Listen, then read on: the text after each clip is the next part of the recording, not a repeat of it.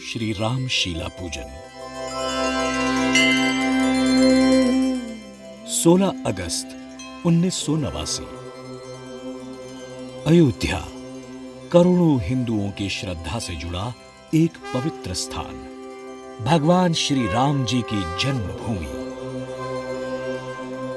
भगवान श्री स्वामीनारायण के पंचम आध्यात्मिक अनुगामी और BAPS संस्था के धर्मगुरु परम पूज्य प्रमुख स्वामी महाराज ने कई बार अयोध्या की यात्रा कर राम जन्मभूमि के प्रति अपनी आस्था के फूल चढ़ाए हैं, राम जन्मभूमि के लिए प्रार्थनाएं की हैं। सन 1982 में स्वामी श्री ने स्वयं राम जन्मभूमि के प्राप्ति हेतु चल रहे आंदोलनों में पूज्यपाद श्री परमहंस रामचंद्र दास जी, पूज्यपाद श्री नृत्य गोपाल दास जी आदि संतों महंतों कार्यकरों के साथ विमर्श कर आदर पूर्वक इस महान यज्ञ में अपना स्नेह साथ जताया था। अयोध्या के महान प्रासादिक तीर्थ हनुमानगढ़ी, कनक भुवन आदि और सरयू नदी में दर्शन स्नान कर स्वामी श्री ने कई बार राम जन्मभूमि के लिए प्रार्थनाएं की थी।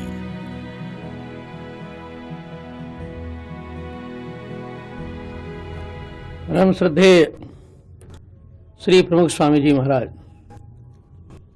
प्राचीन ऋषियों की जो परंपरा है उस ऋषियों की परंपरा में आते हैं। जैसे उन ऋषियों ने आत्माराम, आप्तकाम, पूर्ण काम, निष्काम ऋषियों ने समाज और लोक के कल्याण के साथ ही साथ राष्ट्र का कल्याण और साथ ही साथ जीवों के परम कल्याण के लिए आध्यात्मिक चेतना की जागृति का लक्ष्य रखा था। वैसे ही लगता है कि हमारे परम श्रद्धेय श्री प्रमुख स्वामी जी महाराज भी परिवार के कल्याण से लेकर के समाज के कल्याण, लोक कल्याण को लेकर और अध्यात्म की दिशा में भी उसी प्रकार से लोगों को प्रवृत्ति और उन्मुख कर रहे हैं। साथ ही साथ अभी राम जन्मभूमि के विषय में चर्चा चली।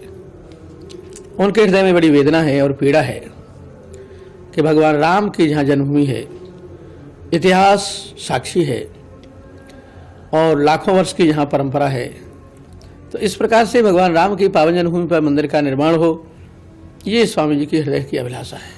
और राम जन्मभूमि का कार्य अवश्यम भावी हो।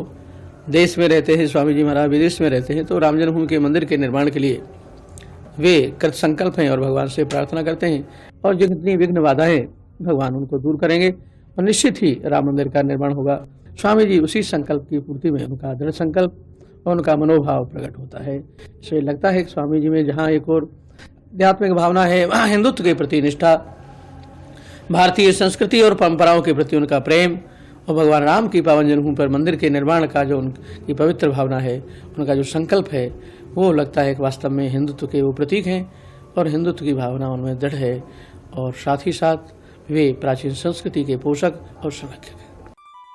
इसी श्रृंखला में सन 1989 में श्री राम मंदिर के निर्माण के लिए श्री राम शीला के पूजन का राष्ट्रव्यापी आंदोलन चला। तब गुजरात में प्रमुख स्वामी महाराज के कर कमलों से प्रथम शीला का पूजन हुआ था।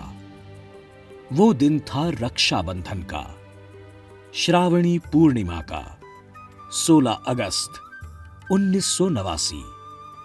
अहमदाबाद BAPS स्वामीनारायण मंदिर में हुए इस पावन अवसर में स्वामी श्री ने उत्साह पूर्वक वेदोक्त विधि से प्रथम श्री राम शीला का पूजन किया था।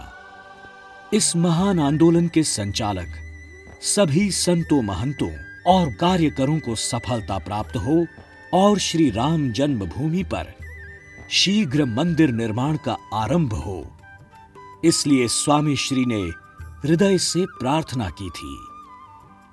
इस प्रथम पूजित रामशीला को कार्यकरों को अर्पित करते हुए स्वामी श्री ने कहा था, आप सभी ने जो कार्य किया है उसमें भगवान जरूर सहाय करेंगे।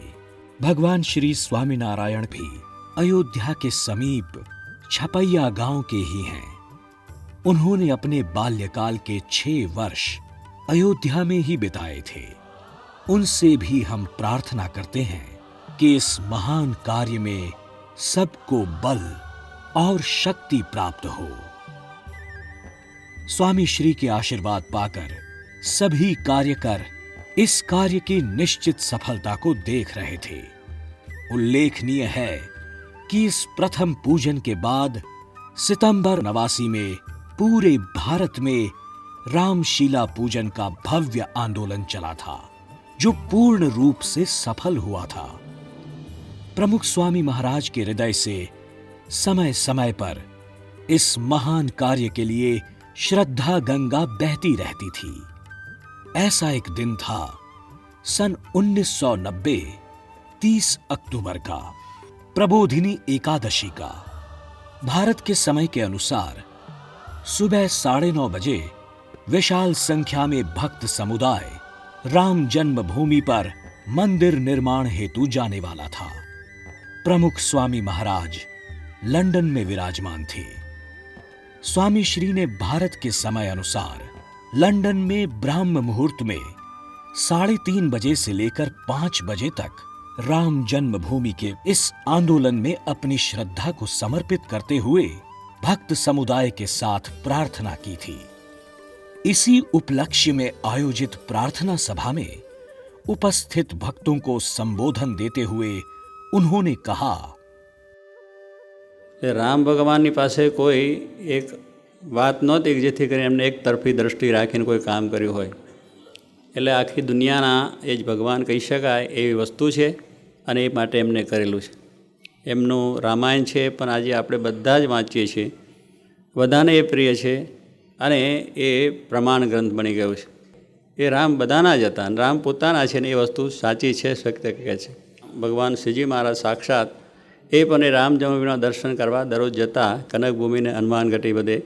એટલે ઇતિહાસની અંદરથી આજે વર્ષોથી એ વસ્તુ છે, વર્ષોથી આ શાસ્ત્રો છે અને એ શાસ્ત્રોની અંદર જો આપણે શ્રદ્ધા ના હોય તો આપણે હિન્દુ શેના છે? હિન્દુ એ તો દરેકે એની અસ્મિતા હોવી જોઈએ કે કોઈ પણ આપણા ભગવાન છે એ બધા આપણા છે. પછી એ રામ હોય, કૃષ્ણ હોય, શિવ હોય, શક્તિ હોય, હનુમાનજી હોય કે કોઈ પણ દેવ પધરાયેલા હોય, એ આપણા હિન્દુઓના દેવો છે. એની અંદર કોઈ આપણે ભેદભાવ હોઈ શકે નહીં, મારું તારું હોઈ શકે નહીં. આપણું બધાનું જ છે. દરેકે દરેક આની અંદર અસ્મિતા આપણી હોવી જોઈએ કે આપણા જ ઈષ્ટદેવ છે. હિન્દુ સનાતન ધર્મ, વૈદિક ધર્મ એ એક જ વસ્તુ બની જાય છે. તો આ વખતે આપણે બહુ જ આ એક વિચાર કરવાનો છે કે જ્યારે એક સારી રીતે આવી ઝુંબેશ ઉભળી છે, એમાં સંતો પણ આજે ખૂબ સારી રીતે ભળ્યા છે. સંત મહાત્માઓને કોઈ ભેદ નથી. સંત મહાત્માઓ તો દરેક માટે એમને પોતાનું એ કરેલું છે. એ કાર્યની અંદર ભગવાનની દયાથી જે ભાઈઓ આપણા બધાએ તૈયારી કરી છે એમાં જરૂર સફળતા મળશે. પણ આપણે બધાએ મજબૂત થવાની જરૂર છે.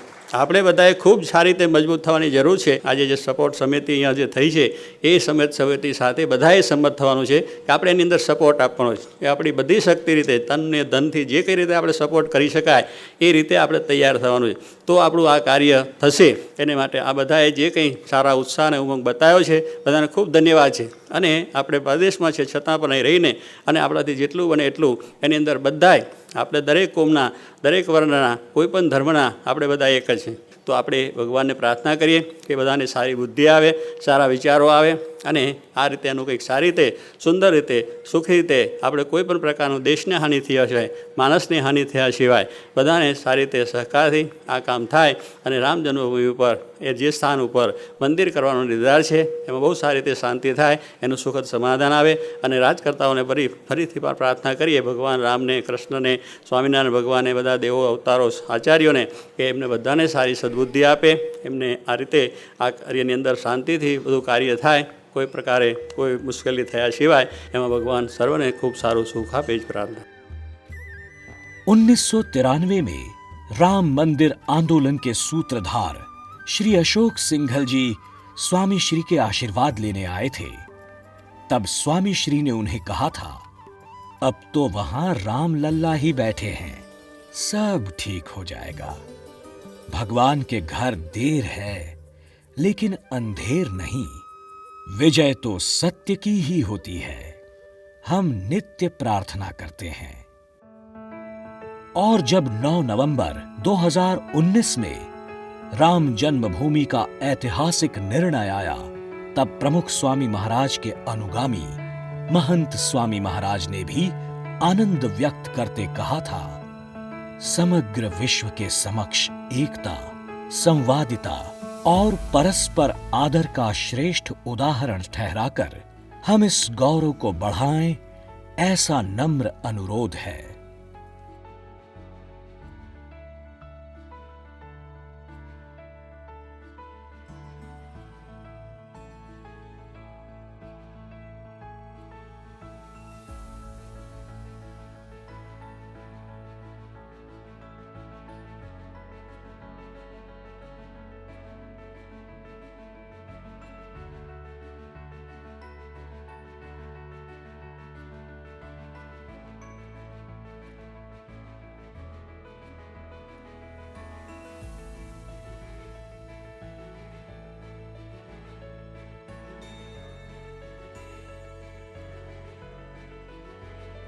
आज सभी की अंतरात्मा श्रद्धा पूर्वक पुकार रही है।